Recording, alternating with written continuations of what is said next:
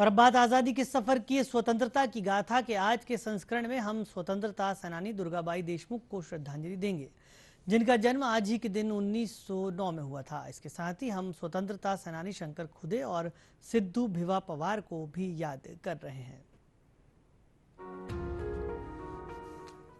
आज के कड़ी में हम स्वतंत्रता सेनानी दुर्गाबाई देशमुख को याद कर रहे हैं, जिनका जन्म 15 जुलाई 1909 को आंध्र प्रदेश के राजमुंद्री में हुआ था।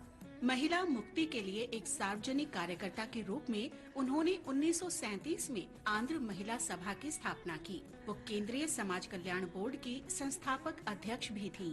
दुर्गाबाई के मन में समाज सुधार का अंकुर उनके जीवन के शुरुआती वर्षों में ही बो दिया गया था और वो सभी स्तरों पर महिलाओं के साथ हो रहे अन्याय के प्रति जागरूक थीं। शायद ये इस कारण हुआ कि समाज सुधारक कुंदुकुरी वीरेसालिंगम उनके दादा के करीबी दोस्त थे।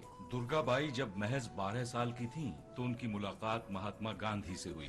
उन्होंने कुछ स्वयंसेवकों के साथ राष्ट्रवादी आंदोलन के लिए धन एकत्र किया था और जब वो गांधी जी से मिली तो उनके अनुरोध पर अपनी सोने की चूड़ियां भी उन्हें दे दी। पेशे से वकील दुर्गाबाई ने बाल विवाह, दहेज प्रथा और विधवाओं के उत्पीड़न के खिलाफ लड़ाई लड़ी।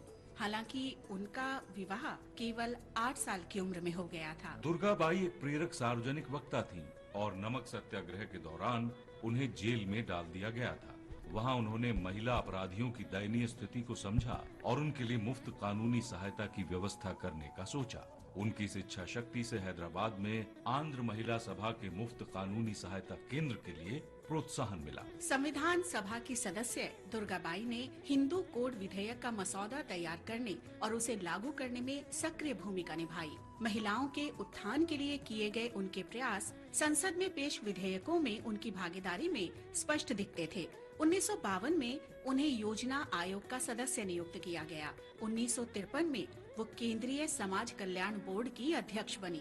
1959 में सरकार ने उन्हें शिक्षा पर राष्ट्रीय समिति का अध्यक्ष नियुक्त किया।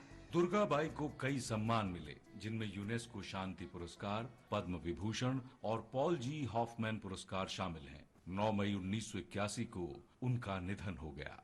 आज हम स्वतंत्रता सेनानी शंकर खुदे को भी याद कर रहे हैं, जिनका जन्म 15 जुलाई 1918 को महाराष्ट्र के सांगली जिले में हुआ था। शंकर ने भारत छोड़ो आंदोलन में भाग लिया और उन्हें 13 अक्टूबर 1942 को आंदोलन में उनकी भूमिका के लिए गिरफ्तार कर लिया गया। उन्हें 18 महीने के कठोर कारावास की सजा सुनाई गई थी। कर्नाटक के बेलगाम जिले में हिंडालग सेंट्रल जेल में दिसंबर 1942 में गंभीर यातनाओं के कारण पुलिस हिरासत में उनकी मृत्यु हो गई। आज हम राष्ट्रवादी सिद्धू भिवा पवार को भी याद कर रहे हैं। इनका जन्म 15 जुलाई 1902 को महाराष्ट्र के सतारा जिले में हुआ था। सिद्धू भिवा ने खाटव तालुक सतारा में भारत छोड़ो आंदोलन में भाग लिया।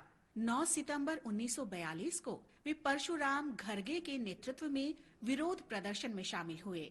इसमें 2000 से अधिक प्रदर्शनकारियों ने भाग लिया था। आंदोलनकारियों ने देशभक्ति के गीत गाते हुए और राष्ट्रवादी नारे लगाते हुए अदालत की इमारत पर तिरंगा झंडा फहराने के लिए मार्च किया। मार्च करने वालों को पुलिस अधिकारियों ने रोक लिया और उन्हें तितर बितर करने के लिए उन पर गोलियां चलाईं। सिद्धू को गोली लगने से गंभीर चोट लगी और 30 सितंबर 1942 को उन्होंने अस्पताल में दम तोड़ दिया। आज हम इंडियन नेशनल आर्मी के सदस्य मोहम्मद खान को भी याद कर रहे हैं, जो पंजाब के निवासी थे। वे आरंभ में ब्रिटिश भारतीय सेना में सैनिक थे, लेकिन 1942 में वे मलाया में इंडियन नेशनल आर्मी में शामिल हो गए। उन्होंने 15 जुलाई 1944 को बर्मा में अंग्रेजों से लड़ाई लड़ी और युद्ध के मैदान में शहीद हो गए।